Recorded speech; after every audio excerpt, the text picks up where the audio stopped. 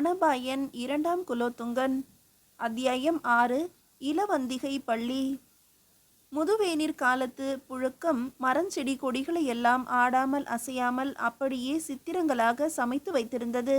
அவற்றின் முற்றிய கிளைகளிலும் நார் ஏறிய கொடிகளிலும் மலர்கள் குறைவாகவும் காய்கனிகள் மிகுதியாகவும் பலவித வண்ணங்களில் தொங்கிக் கொண்டிருந்தன. அவற்றிடையே கொழுந்த துளிர்களே இல்லாமல் கரும்பச்சை நிறமான முதிர்ந்த இலைகள் மலிந்து அடர்த்தியாக மண்டி கிடந்தன. மலரும் காலம் போய் கனியும் காலம் வந்துவிட்டதால் வண்டுகளும் தும்பிகளும் வண்ணத்து பூச்சிகளும் மலரற்ற மரஞ்செடி கொடிகளை சுற்றி சுற்றி வந்து சோக கீதம் இசைத்து கொண்டிருந்தன. இதற்கு மாறாக பழந்தின்னி பட்சிகளும் அழகிய அணிற்பிள்ளைகளும் மகிழ்ச்சி குரல் எழுப்பி கனிகள் தாங்கிய கிளைகளையும் கொடிகளையும் வலம் வந்து கொண்டிருந்தன. கங்கை கொண்ட சோழபுரத்தின் தென்பால் சுமார் அரைக்காத தூரத்தில் சோழகங்கம் ஏரிக்கு அருகாமையில் அமைந்திருந்த இலவந்திகை பள்ளியின் சுற்றுப்புற சூழ்நிலைகளே மேற்சொன்ன விதமாக காட்சியளித்தன. இலவந்திகை பள்ளி என்பது ஒரு காலத்தில் சமண துறவிகள் வாழும் இடமாக இருந்து பின்னர் சோழ அரச குடும்பத்தினர் உல்லாசமாக பொழுது போக்குவதற்கு என மாற்றி கட்டப்பட்ட மாளிகையாகும். இம்மாதிரியான மாளிகைகள் கங்கை கொண்ட சோழபுரம், தஞ்சை, பழையாறை, உறையூர், திருவாரூர், கோடிக்கரை, காஞ்சி முதலான ஊர்களின் எல்லைப்புறங்களில் அமைந்திருந்தன. இப்போது சோழ நாட்டின் தலைநகரம் கங்கை கொண்ட சோழபுரமாக இருந்ததால் இந்த சோழகங்கம் ஏரிக்கரையில் அமைந்த இலவந்திகை பள்ளியிலேயே அரச குடும்பத்தினர் அடிக்கடி வந்து தங்கி போயினர்.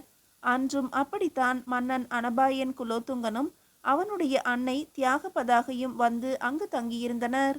அரசனோ அவனது குடும்பத்தாரோ அந்த உல்லாச மாளிகைக்கு வரும்போது அவர்களுடன் அரண்மனை பணியாட்களும் ஆஸ்தான ஆடல் பாடல் கலைஞர்களும் வேளக்கார படையினரில் சிலரும் வருவது வழக்கம்.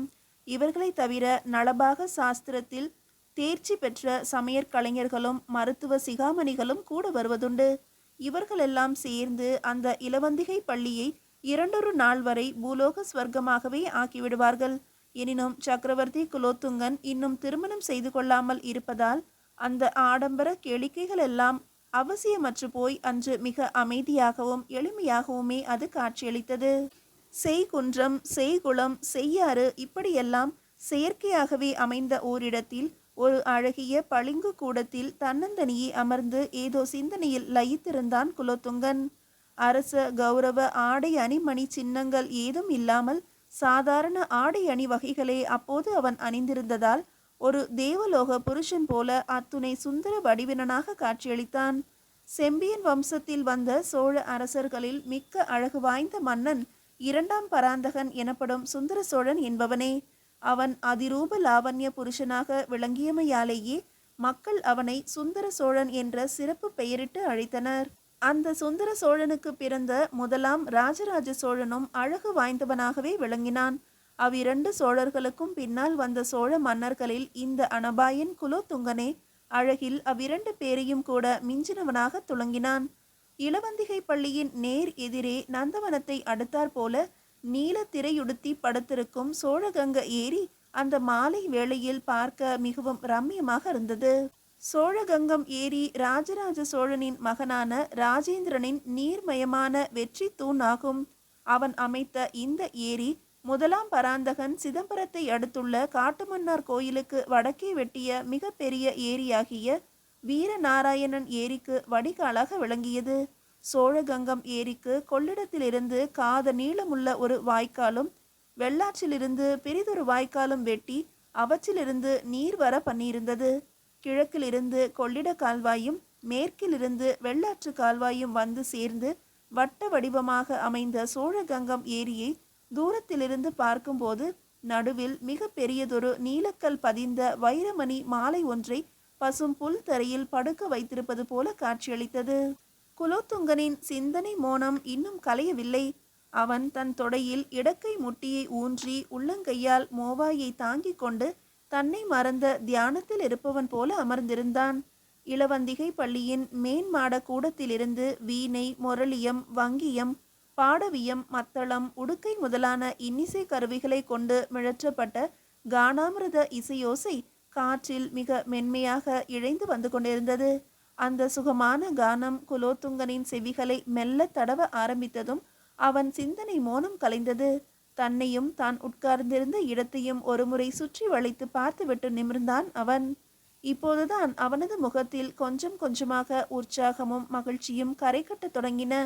அவை பூரணமாக அங்கே குடியேறிய பின் தன் உதடுகளை அசைத்து மிக தனிந்த ஆனால் மிக இனிமையான குரலில் பாட ஆரம்பித்தான்.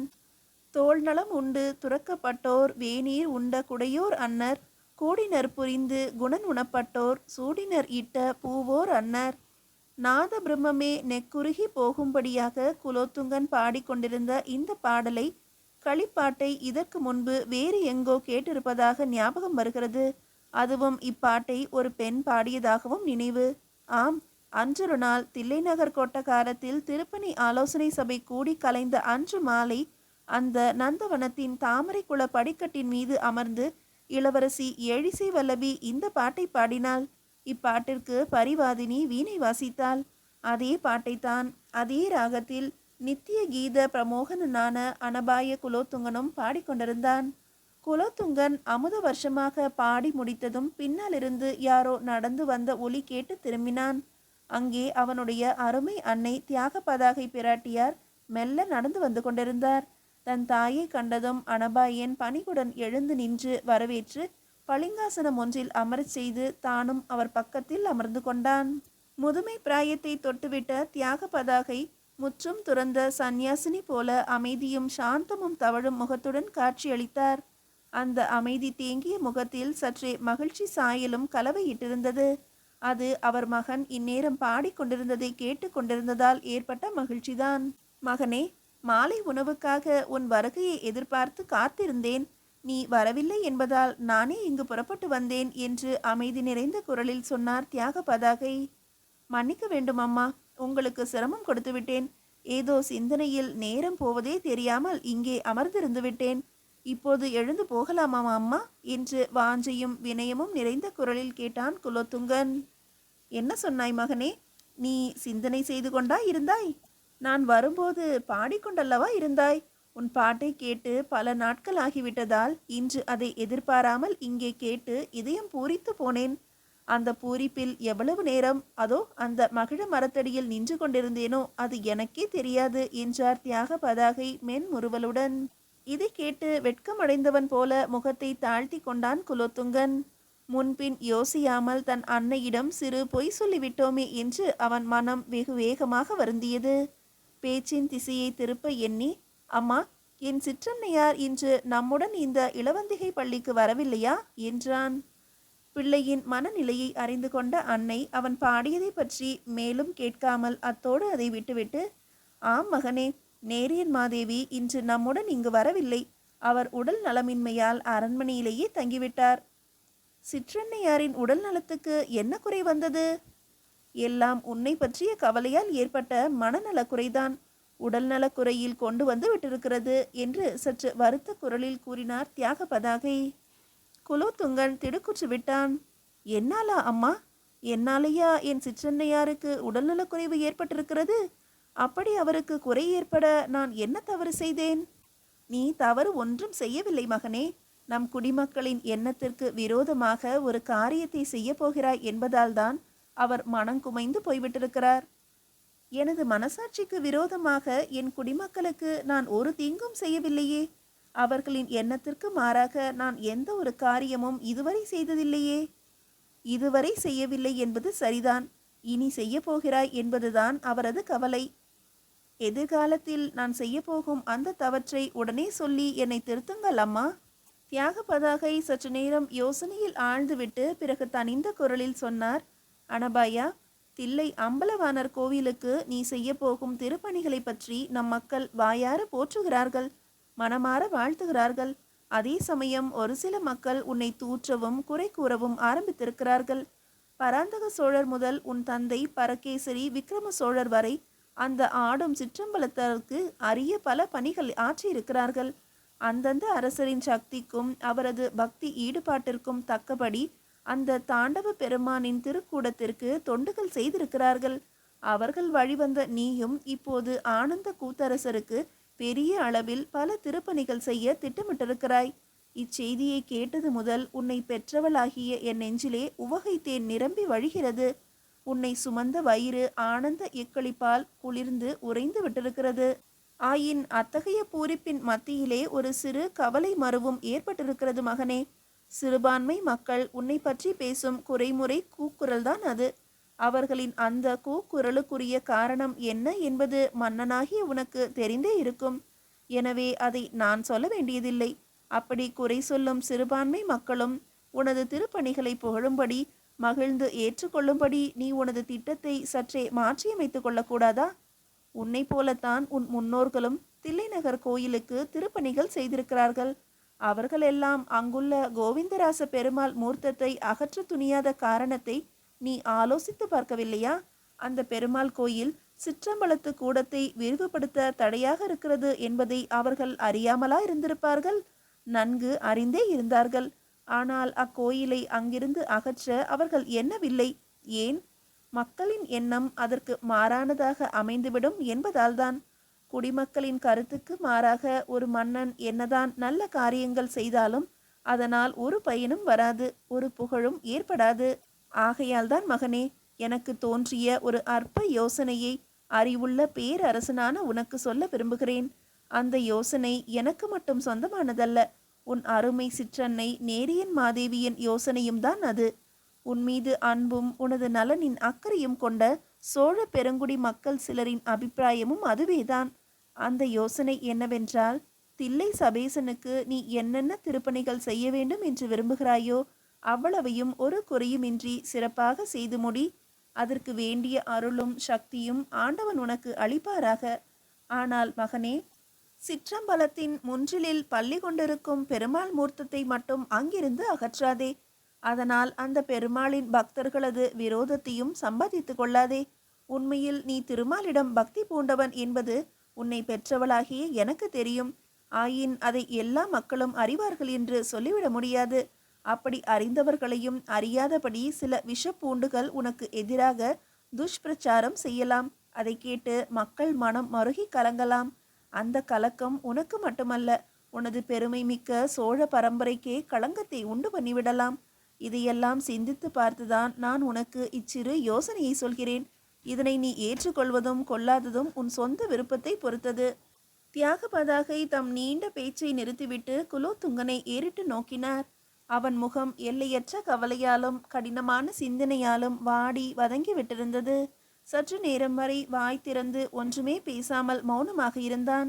பிறகு மெல்ல தலை நிமிர்ந்து தன் தாயை பார்த்து கூறினான், அம்மா, இதுகாரும் தாங்கள் சொன்னவற்றையெல்லாம் ஒரு வார்த்தை விடாமல் மிக கவனமாக கேட்டு வந்தேன். அவற்றை என் மனதில் ஆழ பதிய வைத்து சிந்தித்தும் பார்த்தும் விட்டேன். ஆனால் அம்மா, தாங்கள் சொன்னவற்றில் ஒன்று கூட எனக்கு புதியதாக தோன்றவில்லை. ஏனென்றால் இவற்றையெல்லாம் நான் ஏற்கனவே சிந்தித்து பார்த்து விட்டேன்.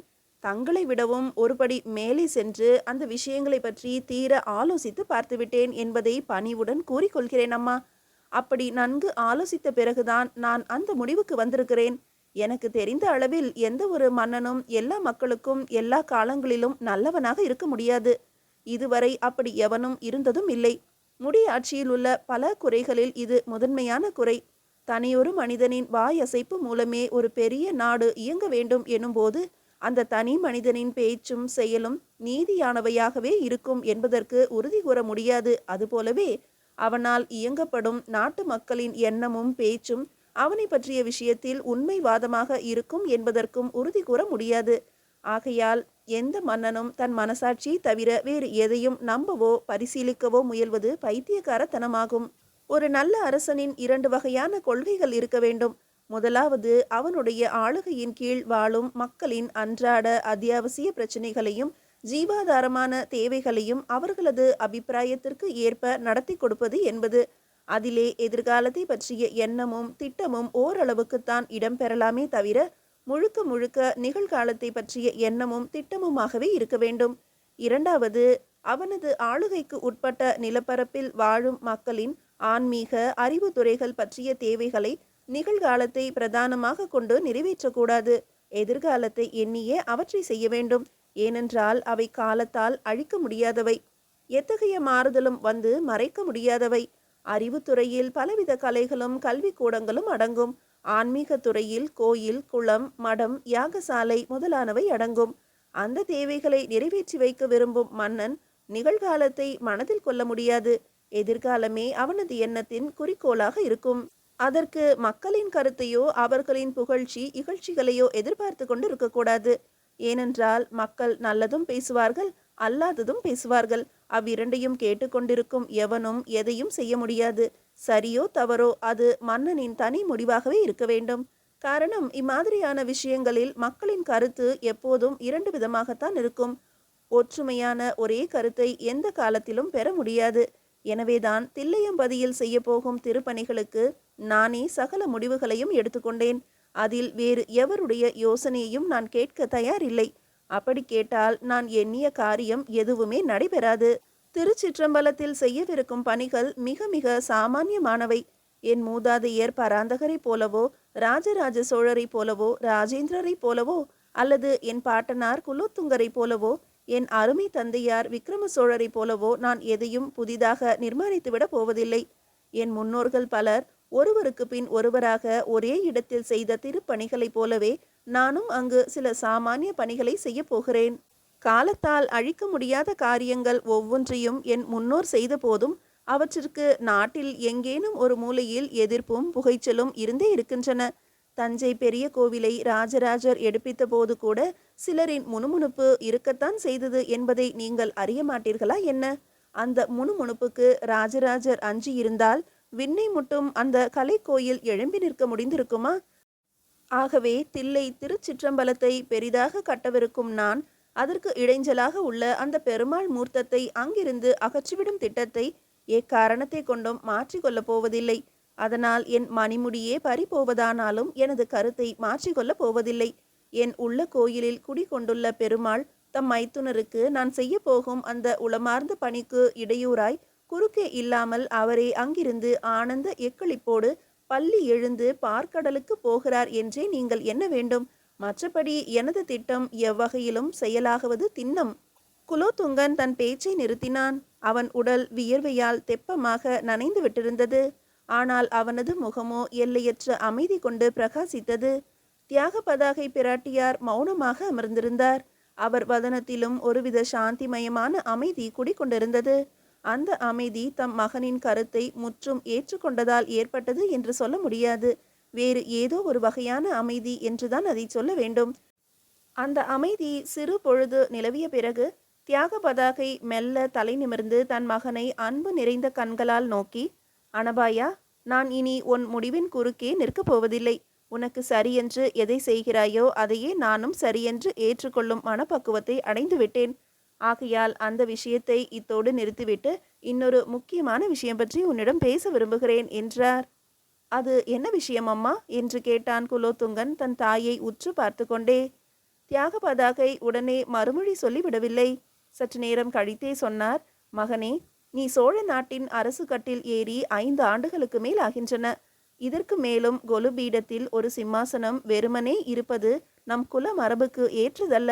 ஆகையால் என் கண்ணிருக்கும் போதே உன் பட்டத்து ராணியாக ஒருத்தியை அக்கொலு பீடத்தில் அமர வைத்து அதை பார்த்து ஆனந்திக்க வேண்டும் என்று விரும்புகிறேன். இந்த எனது விருப்பத்தை நீ விரைவில் நிறைவேற்றி தர வேண்டும். என்ன சொல்கிறாய்? புஜபல பராக்கிரமம் கொண்ட வீர புருஷனான குலோத்துங்கன் இதை கேட்டு நாணத்தால் முகம் சிவக்க முறுவலித்தான்.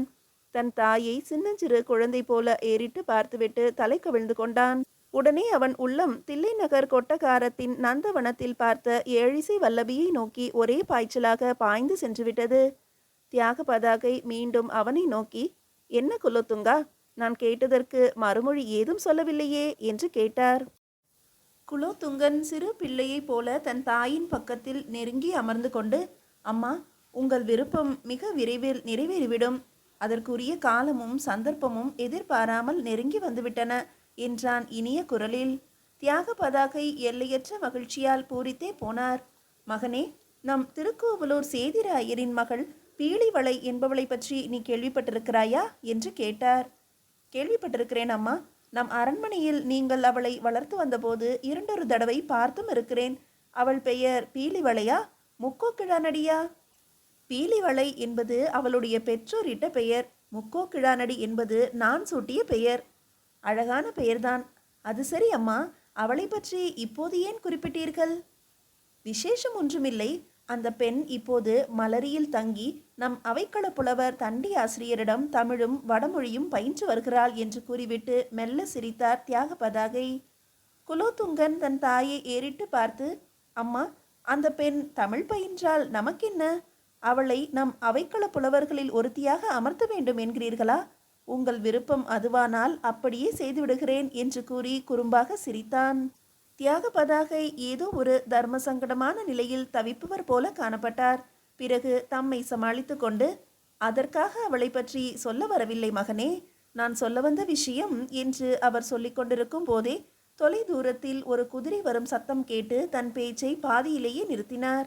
அப்படி அங்கே வந்தது வேறு யாரும் அல்ல, குலோத்துங்கனின் உயிர் நண்பனும் அரசியல் செயலாளனுமான காலத்தி தேவன்தான். அவனை பார்த்த தியாக பதாகை ஏமாற்றத்துடன் எழுந்து, சரி மகனே, ஏதோ அரசாங்க அலுவலாக உன்னை பார்க்க காலத்தி தேவன் வருகிறான். ஆகையால் நான் சொல்ல நினைத்ததை பின்னொரு சமயம் சொல்கிறேன் என்று கூறிக்கொண்டே சென்றுவிட்டார். தன் தாய் தெரிவிக்க நினைத்த விஷயம் எதுவாக இருக்கும் என்று யோசித்து பார்த்து கொண்டிருந்த குலோத்துங்கனின் எதிரே காலத்தி தேவன் களைப்புடன் வந்து நின்றான்.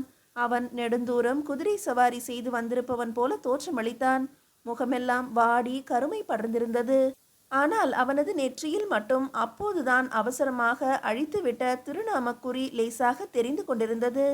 வரவேண்டும் காலத்தி தேவா, உன்னைத்தான் எதிர்பார்த்து காத்து கொண்டிருக்கிறேன் என்று வரவேற்றான் குலோத்துங்கன். மன்னர் அவர்கள் என்னை எதிர்பார்த்து கொண்டு இருந்தது உண்மையாக இருக்கலாம். ஆனால் அவரது மனம் மட்டும் வேறொரு இடத்தில்தான் சென்றிருக்கும் என்று குறும்புடன் சிரித்து கொண்டே பளிங்கு கூடத்தின் ஒரு படியில் காலை மடக்கி அமர்ந்தான் காலத்தி தேவன். அவன் சொன்னதை கேட்டு குலோத்துங்கனுக்கு சிரிப்பு வந்துவிட்டது. அது இருக்கட்டும் காலத்தி, தில்லை திருப்பணி சம்பந்தமாக சிற்றரசர் காடவராயரை கண்டு பேச வேண்டும். நாளை மறுநாள் நான் அவரது அரண்மனைக்கு வருவதாக ஒரு ஓலை தருகிறேன். அதை கொண்டு போய் நீ அவரிடம் சேர்ப்பித்து விட வேண்டும். அரசரின் கட்டளைப்படியே செய்கிறேன். ஆனால் ஒரு விண்ணப்பம், காடவராயரை கங்கை கொண்ட சோழபுரத்திற்கே வர சொல்லிவிட்டால் என்ன? அரசர் ஏன் அவருடைய அரண்மனைக்கு போக வேண்டும்? அப்படி போவது வழக்கமும் இல்லையே. குலோத்துங்கன் இதை கேட்டு புன்னகை பூத்து கொண்டான். காலத்தி தேவனின் குறும்பு பேச்சை அவனால் நன்கு புரிந்து கொள்ள முடிந்தது. ஆயினும் அதை வெளியே காட்டிக்கொள்ளாமல், நீ சொல்வது சரிதான் காலத்தி, ஆனால் நான் சேந்தமங்கலம் அரண்மனைக்கு போய்தான் அந்த விஷயம் பற்றி ஆலோசிக்க வேண்டும். ஆகையால் இந்த ஓலையை எடுத்து போய் அவரிடம் சேர்ப்பித்து விடு என்றான்.